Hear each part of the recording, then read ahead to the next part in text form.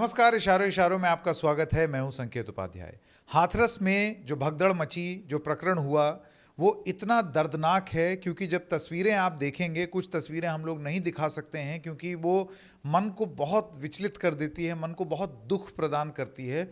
और मकसद ये नहीं है कि किसी के दुख को उजागर किया जाए इस तरीके से तस्वीरों के माध्यम से, क्योंकि कोई भी वो नहीं देखना चाहता। आप सोचिए कैसी कैसी तस्वीरें कल से सामने आई हैं। कोई बच्चा है, वो रो रहा है लेकिन उसकी मां की मृत्यु हो चुकी है। कोई मां है, वो रो रही है क्योंकि बच्चे की मृत्यु हो गई है।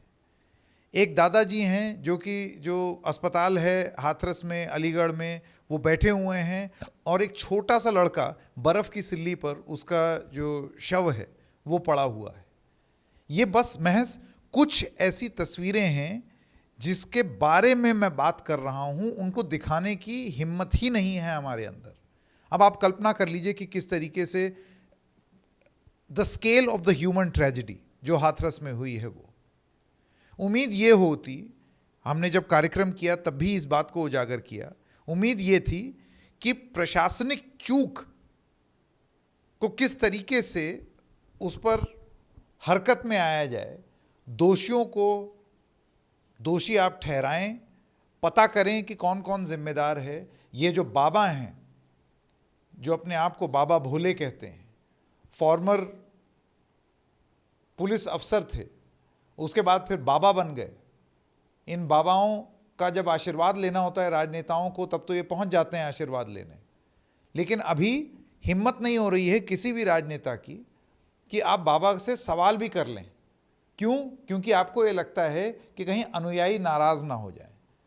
तो एक तरफ तो आपने इतनी ढील बरत रखी है, अपने प्रशासनिक चूक के ऊपर आप कुछ बोल नहीं रहे हैं, लेकिन राजनीति में आप अव्वल हैं और राजनीति में नंबर 1 है। आज इस एपिसोड में हम आपको दिखाएंगे कि किस तरीके से ये एक साफ साफ एक और कांड होता हुआ दिखाई दे रहा है जिसमें जांच कहीं राजनीति के भेंट ना चढ़ जाए। सबसे पहले आपको स्क्रीन पर एक सर्कुलर दिखाते हैं। ये है जो उप जिला अधिकारी यानी कि एसडीएम हाथरस के, इस इलाके जहां पर ये हो रहा था, उनकी एक रिपोर्ट है जिसमें उन्होंने पूरा समझाने की कोशिश की कल इस प्रकरण के बाद कि हुआ क्या। तो इस रिपोर्ट में वो ये उल्लेख करते हैं और ये बताते हैं, लंबी रिपोर्ट है, मैं उसका सार आपको बता दूं। इस रिपोर्ट में ये बताया गया है कि लोग इन बाबा के सत्संग के ख़त्म हो जाने के बाद वहाँ पर सामने आ रहे थे, उनसे मिलना चाहते थे, उनके चरण छूना चाहते थे। उनके सब ये अनुयायी थे, भक्त थे।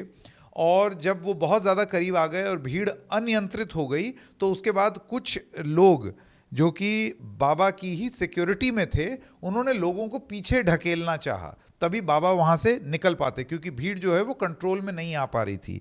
इस सर्कुलर के हिसाब से ये भी बताया जा रहा है कि 2 लाख से अधिक लोगों की भीड़ यहाँ पर उपस्थित थी। ये जगह कौन सी है? सिकंदराऊ, ये इस जगह का नाम है।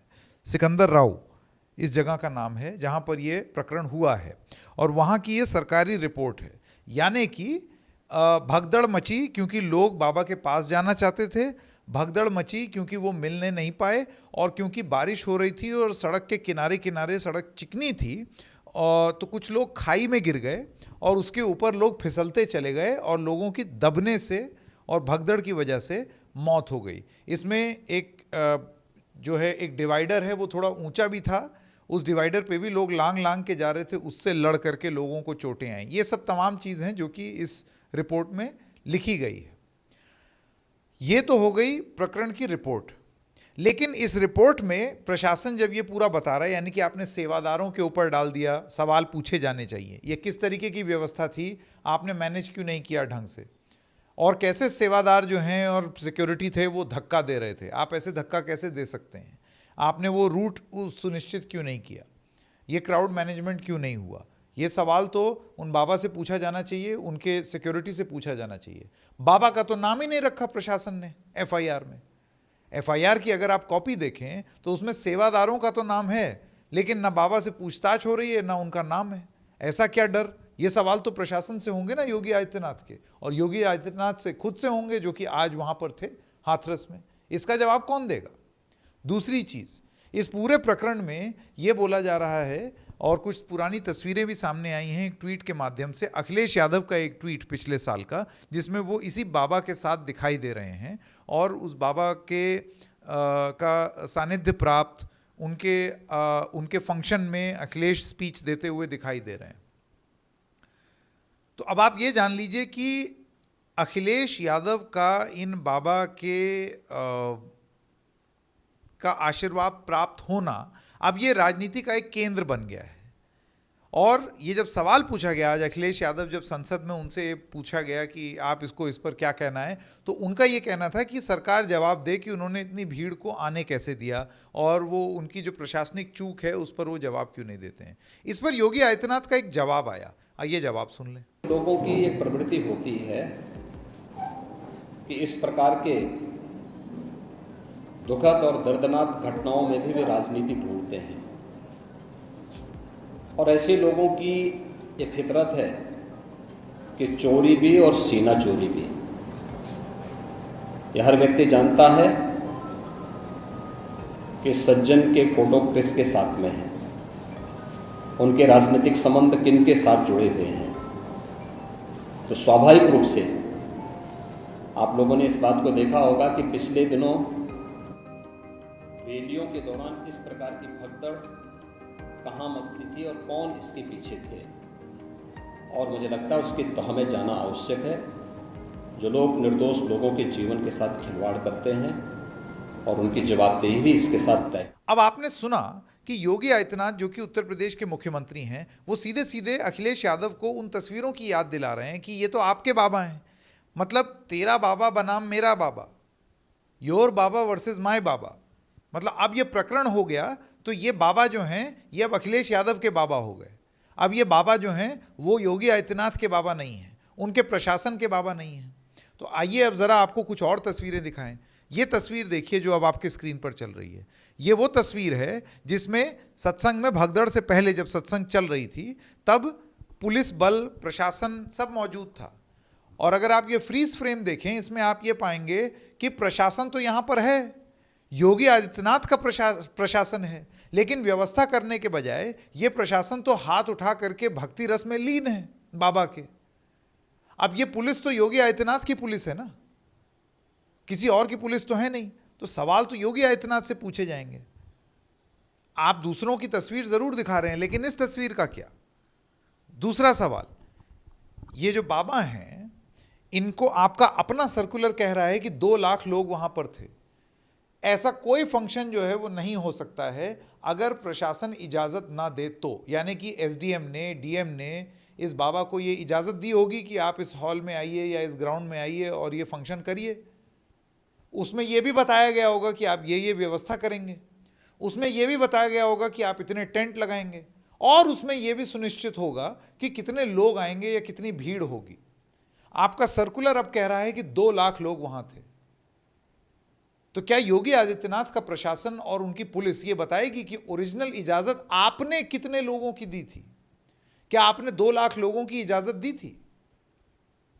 और अगर नहीं दी थी और ये भीड़ उमड़ गई है तो फिर आपके प्रशासन से योगी आदित्यनाथ जी क्या ये सवाल नहीं पूछा जाना चाहिए कि बजाय इसके कि बाबा के आश्रम में बाबा का प्रवचन सुन करके भक्ति रस में डूब जाने के बजाय क्या इस प्रशासन को ये तुरंत संदेश नहीं भेज देना चाहिए था अपने सीनियर अफसरों को, लखनऊ को और सब तमाम जगहों पर कि ये देखिए इनको पास परमिशन इतने लोगों की थी, ये इतने लोग ले आए हैं, भीड़ इतनी ले आए हैं, यहाँ पर भगदड़ मच सकती है, यहाँ पर सिक्योरिटी लैब्स हो सकता है, यहाँ पर लोग जो हैं वो कूद करके आगे आएंगे, उस समय की व्यवस्था क्या है? मेरा ये कहना है कि ना तो आप बाबा से पूछताछ कर रहे हैं, आपने उनको जो है वो आप बच रहे हैं उनसे पूछताछ करने से, ना आपने एफआईआर में उनका नाम, मतलब आपने उनको किसी भी चीज़ का दोषी ही नहीं माना है अभी तक। इतना बड़ा ये प्रकरण हो गया और आपके अंदर इतना नहीं हुआ कि आप उनसे सवाल पूछ सकें। आप अपने प्रशासन से सवाल नहीं पूछ रहे हैं, आप अपनी पुलिस से सवाल नहीं पूछ रहे हैं। आपकी जो पुलिस जो है जो भक्ति में लगी हुई है, आपकी इंटेलिजेंस कि भाई अगर इतनी भीड़ यहाँ आ रही है, सपोज फर्ज कीजिए 2 लाख भीड़ आ गई, मैं कह रहा हूँ परमिशन नहीं थी अगर, और फिर इतनी भीड़ आ गई, तब आपका प्रशासन क्या कर रहा था योगी जी? तब प्रशासन में क्यों नहीं एक रेड अलर्ट गया कि यहां गड़बड़ हो सकती है, तुरंत फोर्स डिप्यूट करो, तुरंत यहां पर व्यवस्था बनाओ, तुरंत एक एफआईआर करो? वरना तो ये सपोज अगर ये हादसा नहीं हुआ होता तो ये मामला आया गया हो जाता। आज आपको क्यों ये याद आ रहा है कि वो उसकी फोटो उसके साथ, उसकी फोटो उसके साथ? वो इसलिए क्योंकि ये प्रकरण हो गया है। तो इस पूरे प्रकरण पर राजनीति कौन कर रहा है, ये सवाल पूछना बहुत जरूरी है। क्या राजनीति उस समय हो रही थी जब ये मंच अखिलेश यादव द्वारा इस्तेमाल किया गया था इन बाबा का अपना वोट सिधाने के लिए, या राजनीति अब हो रही है जब उस प्रकरण का हवाला दिया जा रहा है इस वक्त अपने आप को बचाने के लिए? ये मैं आपके विवेक पर छोड़ता हूं। और हां, जाते जाते एक बात और, तमाम लोगों के विश्लेषण में अब ये भी आ रहा है कि ये हिंदू अंधभक्ति ही तो है, हिंदू धर्म जो है ये अंधभक्ति दिखा रहा है और सिखा रहा है कि लोग इस तरीके से जो है मरने को आमादा हैं लेकिन अपनी भक्ति नहीं छोड़ रहे हैं। अंधभक्ति तो है, ये किसी से छुपा हुआ नहीं है। अंधभक्ति इस कदर की है कि अभी फिर कोई और प्रवचन होगा, सत्संग होगा इन्हीं बाबा का, तो फिर लोग उमड़ेंगे, इतनी ही संख्या में उमड़ेंगे। तो उस लिहाज से देखा जाए तो अंधभक्ति है, लेकिन इसमें हिंदुत्व की वजह से या हिंदुओं की वजह से यह भगदड़ हुई है, क्या इस निष्कर्ष पर पहुंचना सटीक है? क्या यह सही विश्लेषण होगा? मैं तो नहीं मानता। क्यों नहीं मानता? क्योंकि भगदड़ एक प्रशासनिक चूक, लापरवाही का नतीजा है। सत्संग के जो मालिक हैं, जो वहाँ जो सपोर्ट स्टाफ है, उन लोगों की चूक और प्रशासनिक चूक उसकी वजह से हुआ है। आप क्राउड मैनेजमेंट नहीं कर पाए। जहाँ तक अंधभक्ति की बात है और भक्ति की बात है और लोग जो हैं वो उमड़े चले जा रहे हैं, ये पूरी तरीके से क्राउड मैनेजमेंट का मसला है। आप ये सोच लीजिए कि भयंकर गर्मी की वजह से जो हज गए थे उनकी भी हज में भी मौतें हुई। वहाँ आप किस धर्म को दोषी ठहराएंगे? क्या आप इस्लाम को दोषी ठहरा देंगे कि गर्मी की वजह से लोग मर गए तो इस्लाम दोषी है? ये किस तरीके का लॉजिक है? इसके बारे में भी बात होनी चाहिए। अव्यवस्था की वजह से ये हुआ, ये है असली वजह।